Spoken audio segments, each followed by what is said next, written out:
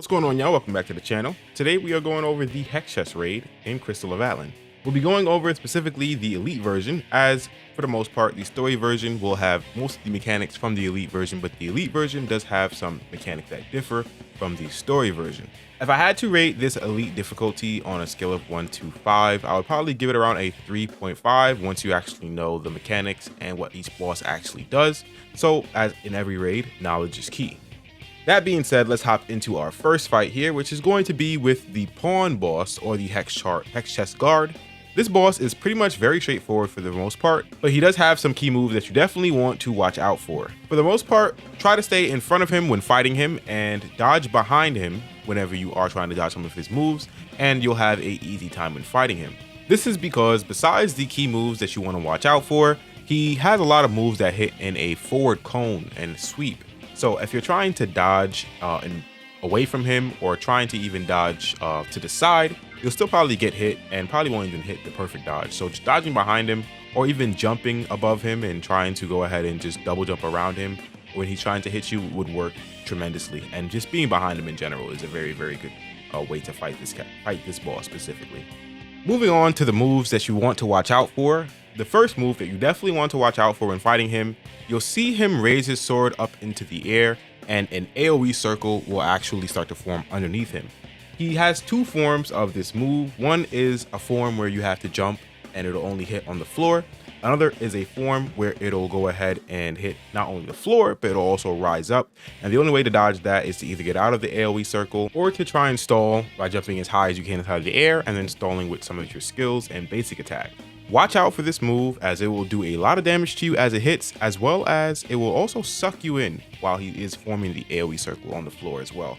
So be aware when you actually do see this going, and make sure that you're either looking out for that yellow indicator to know that you need to jump, or trying to either stall inside the air or try to get out of the AoE circle if you don't see the yellow indicator actually pop up. It won't necessarily let you know exactly if there's going to be a yellow indicator until the circle is about almost full though. So as soon as you see the circle start to form underneath his body, just be a little bit wary or a little bit more cautious than you normally would to see which version he's actually doing. The next move that you definitely want to keep an eye out for is this move here, where he actually slams into the ground and starts leaving AoE circles on the ground that you actually have to dodge. The best way that I found to actually dodge this is as you're seeing on the screen, just running. And then for the last big AoE circle, you want to actually make sure that you time your dodge so that you don't take any damage from this. In the Elite version, it does quite a bit of damage. And then finally, the last move that you definitely want to keep an eye out for, as this is probably the most dangerous move, as he can do this at any point inside the fight, is you'll see him do a dodge and then he'll feint a stab and then do another dodge and then actually go for a thrust. And this thrust is a command grab that he actually does that will grab you and basically one-shot you depending on how much HP and defenses you actually have. There is a few ways to actually dodge this. You can either just use your dodge and either perfect dodge, or just dodge out of the way when he does his stab. You can also do a triple jump, which is essentially just holding your basic attack through the launcher and then double jumping right after. Or you can also do your resonance, and the resonance being the bar underneath your HP that you can spend 2 of to go into super armor mode and also get a damage buff. You can do that after you get grabbed and actually break the grab that way. Or if you're in resonance mode before you get grabbed, you just won't get grabbed at all. But if you get hit by the thrust, he still will do the follow-up, so be sure you're aware of that. If you get hit by the thrust, make sure that you stay a little bit farther away after he does it, because the follow-up can still hit you because he does actually slam the ground and do an AoE. Outside of those key moves, his last mechanic is this elemental gauge here that will fill every time he hits you, and once it actually is full, he will paralyze you, stopping you from moving or doing skills for a certain period of time. So just be aware that you're not getting hit too much by this actual boss, and you should do pretty fine inside this fight. Once you actually beat your pawn or Hex Chess Guard, you can then help your teammate defeat their Hex Chess Guard. They will actually get buffed slightly just because there's 2 people fighting the one boss. The boss will get a little bit more HP and do a little bit more damage, but you can also help out your teammate by clearing if they're, let's say, doing less damage than you, or if they need help clearing out the boss. Now, if you may or may not know, in the story mode, you actually can choose whether or not you want to fight Ophelia or Leotids, depending on which side you actually start the raid on.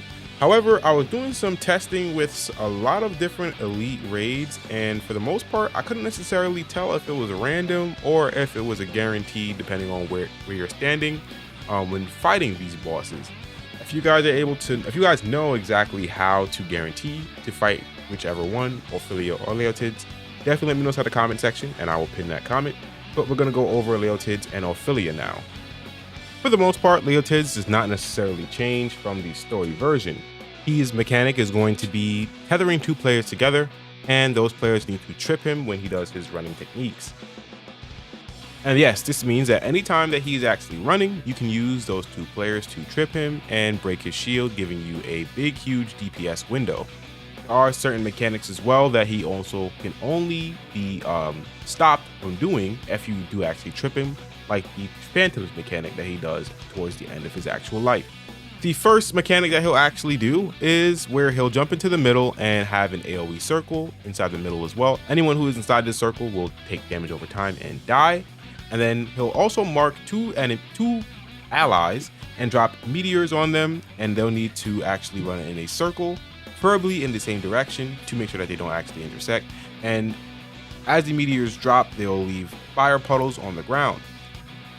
After he drops the meteors, he'll then send out an AoE circle on the ground that everyone will need to actually jump over, or it'll do fire damage and then actually burn you and do damage over time as well.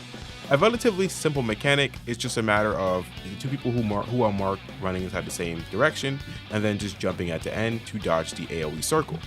Now, the last circle he actually sends out doesn't do too much damage, so if you don't dodge it, no worries about dying, depending on how high your HP actually is at the time of you taking the damage. But just be aware that that is what you want to do at the end. You do want to actually jump to dodge that last circle.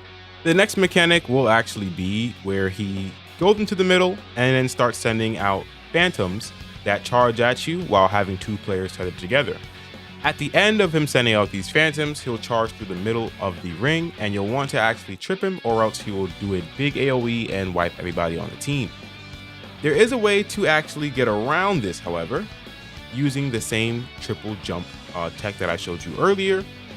Using the triple jump, you'll be higher than the AoE and you will survive the slam. As you can see from Zephalon here inside the raid with us, he actually does the triple jump and survives the slam while I actually die. So if you're doing the Leotids fight and you do miss that trip, the triple jump should help you with surviving, or you can just skip and forego the mechanic altogether and then just triple jump and do it that way. Either one will be perfectly fine and will help you with doing that mechanic there. He usually does it towards the end of his life, so once he hits around like 50 bars, he's going to get ready to do the charging phantoms move. In regards to his normal attacks and how you can go about mitigating damage from his normal attacks, the same strategy from fighting the Hexchess guard works very well here. So dodging to behind him and then trying to do damage from behind him is your best bet. Now, moving on to Ophelia, I feel a lot more people are actually a lot more comfortable with fighting Ophelia than fighting Leotids. So I'll make this section pretty quick in regards to how you fight her in the elite version. It's relatively the same as the story version. Ophelia's main mechanic revolves around 3 things. First, it is the debuff that she applies similar to the pawn, but this debuff is the same debuff that you get from the Shadows debuff, but she applies it every time that she actually hits you with any one of her moves. Once that bar at the bottom is full, it will insta-kill you, so be sure you're not getting hit too much from Ophelia. Next is going to be when she takes you all to the Shadow Realm and drops 2 of the fire orbs on each side of the map. You'll want to just guide the shadows to the fire orbs to dispel the shadow, and then go ahead and kill the shadows to clear this mechanic. The same as the story version, and then once you do it once, she'll start to send a laser beam that will turn the fire orbs purple. A lot of people don't actually know this, but the person who is marked to get the laser beam sent towards them, because the laser beam only has 1 target that it'll actually follow, that person can just kind of run back and forth inside the middle to stop the laser beam from actually touching the fire and turning it purple. This way it makes it a lot easier for the people who are aggroed by the shadows to kill the shadows. Now, the main reason why you want to do this is because inside the elite version, when you're inside the Shadow Realm here, the debuff stacks over time. So the longer you're actually taking to do this mechanic, the easier or the closer you'll get to being. But outside of that though, the Ophelia fight is relatively straightforward and does not change much from the story fight. She has the same moves and the same mechanics, just with an extra added touches on top of them. Again, similar to the pawn fight, once you finish either or, so if you finish Ophelia early, you can go help your teammates do Leotids. If you finish Leotids early, you can go help your teammates do Ophelia. It will give them a bit of a stat boost though, but if you're confident in your damage, you can definitely help your teammates clear those 2 last bosses there. Next, we're moving on to the Polones fight. This fight is relatively straightforward as well, in my opinion. He does have some mechanics that can overlap over each other to make it a bit difficult to do some of them, but for the most part, he is relatively straightforward. Let's go over some of his main mechanics. The first thing you'll want to watch out for, in my opinion, is when he does this move where he'll start following someone and leaving a trail of fire on the ground. The reason why you want to watch out for this move specifically is because this can overlap with his main mechanic, which will consume around the gears. We'll go over that in a second. But you'll want to, if you're the person being targeted by him, run towards the outskirts of the actual ring and make sure that the line of fire is not in the middle, to make sure that you're not killing any of your teammates with the fire. The next mechanic is when he'll lay down and start shooting fireballs up into the air and where you'll need to dodge. Inside the elite version, if you get hit by the fireball, it will actually chain you in place and stop you from moving. You won't send any more fireballs after you if you're chained in place and stop from moving, but you actually will need a teammate to come and break you out of the chains, or else when he actually stops doing this, he'll come and attack you and try to kill you. Now, the big mechanic for Polones is going to be where he goes into the middle and sends out gears that you need to break and then walk into the middle to then break his shield. And this mechanic he'll do multiple times throughout the fight. Depending on the stage of the fight, he'll do it twice, where it's just regularly you just breaking the gear and then walking towards the middle. Towards the end of the fight, he'll do it and have like lasers that are following from his hands. Follows around clockwise. You'll want to go ahead and get the gear and then bring it to the middle as well. Another thing that people should know about this mechanic is, let's say somebody dies and you only have 3 people to do it. You can have 3 people do it, grab the first 3 gears, and then one other person can run out and then grab the last gear and then try to bring that gear in. If they're fast enough, they can do it like that, and then that way you can get all 4 gears as well. This is the mechanic where I was saying that you definitely want to make sure that you're bringing the flame carpet towards the outside of the ring, so that when you're bringing the gear inside, since you can't dash while you have the gear on you, bring it to the middle. You can potentially die either to the gears that are sawing around or the flame carpet, or even both. So make sure that you are bringing that flame carpet from the first mechanic that I showed you guys earlier around the outskirts, just to mitigate that from happening and make this fight as easy as possible for you and your teammates. If you actually cannot bring all 4 gears into the middle, he'll go into an enraged state where he'll burn his shield gauge, and in return of burning his shield gauge, he'll get enhanced damage as well as enhanced effects on all the moves that he actually does. While he is in this state, do not get greedy, play very safe. You can still do damage, but just play safe because he has high potential to one-shot you if you're not careful. Outside of those 3 mechanics, it's a very straightforward fight that doesn't necessarily change too much from the story version or even the solo version. It's just the boss has a little bit more HP, does more damage, and is a lot more aggressive as well. Next, we're taking a look at the final fight for the elite version of the Hex Chess Raid. This is going to be Meradia and the king. I believe his name is Claudius. We'll just call him King. This fight changes quite a bit actually from the story and solo versions. For example here, Meradia, the queen, every time she actually hits you with any one of her ice moves, she will not only slow you, but she will now do a debuff that locks you out from using 2 of your actual skills. And what I mean by 2 of your actual skills is it'll lock you out from using one of your skill hotkeys, which is 2 of your skills. And the king, anytime he hits you with one of his fire moves, he will actually put a fire debuff on your skills, where if you do that skill, you'll take damage from actually using that skill. Meradia's first mechanic is going to be where she actually freezes the whole team, and then she'll have the king send fireballs towards a random ally. That ally will need to actually bring those fireballs towards the rest of the team to unfreeze them, and then they'll need to converge towards the middle to actually break the shield that she actually has on top of her. The shield is fairly tanky, even inside of the story version, and even more tanky inside of the elite version. If you fail to break the shield, she actually will wipe the team, but if you do break the shield, she will be stunned, allowing you to do big DPS. As you go through the fight, she will end up calling Claudius, the king, to help her in the fight, and you'll end up fighting both of them together. The first mechanic that is actually going to occur while fighting both of them together is going to be the ice spike mechanic, where she'll teleport and start sending out ice spikes towards the whole team. You'll want to drag these ice spikes towards Claudius's shield to break his shield. The best way to actually do this is just running through the shield, in my opinion. The shield will do damage to you by standing close to it, but you'll take a lot less damage from the shield than you will from actually trying to take the ice spikes themselves. So just stand inside the shield, and you can use an ultimate to take even less damage from the shield, and just bring as many ice spikes as you can to break Claudius's shield. The next mechanic that you actually will encounter while fighting these two is going to be the promotion mechanic. Essentially what will happen is you will have two of your party members that get transformed into the pawn. They'll need to kill the adds on the map and then transform into a bishop and then the queen.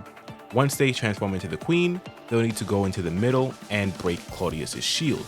Anyone who is not transformed, your job is essentially to destroy the ice spikes that actually spawn towards the sides of the map, as well as if you do not destroy these spikes, they will end up freezing the people who are transformed, stopping them from moving, and therefore not allowing them to actually do the mechanic. If you don't do enough damage to actually break the ice, or if you take too long while breaking the ice and they do get frozen, Claudius will still send out those fireballs that you can actually bring towards your teammates to unfreeze them and allow them to keep doing damage to the adds. The adds can also do damage to you who are not transformed. So if you're not transformed, the adds can potentially kill you if they are not kited properly by the people who are transformed. So be careful of that, as well as you cannot do any damage to them if you're not transformed as well. So if you're not transformed, you can't do any damage to them. So focus on breaking that ice, as well as unfreezing your teammates if they ever do get frozen while they're transformed. From there, just like the story version, it is smooth sailing until you kill Meradia. Once you actually kill Meradia, he'll go into his enraged form. Once Claudius is actually inside of his enraged form, he'll send out a fire tracking will-o-wisp that will follow you. You just want to run in a circle to dodge those, and then he'll slam the ground to do a big AoE circle that you need to actually double jump over. You want to make sure you double jump and not single jump, because the wave actually has like a tiny wall that goes around the same height as your single jump. So you do need to double jump to actually dodge it. And then he'll do this continuously, repeatedly, over and over and over again until he's actually dead. So once you kill Meradia, you'll want to make sure that you're dodging this last final enraged form mechanic. And as you do DPS in between the DPS windows, which is where he's just kind of winding up to do it again, you'll be able to go ahead and kill him, and that is the raid. I wanted to make this video as concise and not really overwhelm you guys with all of the different moves that these great bosses have, but more kind of inform you guys on the main changes that will happen from the story version, as well as just go over some of the main mechanics that some of these bosses actually have inside of this raid. This raid isn't too difficult once you actually do understand the main mechanics and how they actually function. Let me know if this video actually helped you out with clearing the raid, or if you will be doing the elite raid in the comments. As always, thank you for watching, and I'll catch you on the next video. Be easy, be safe, y'all, and peace.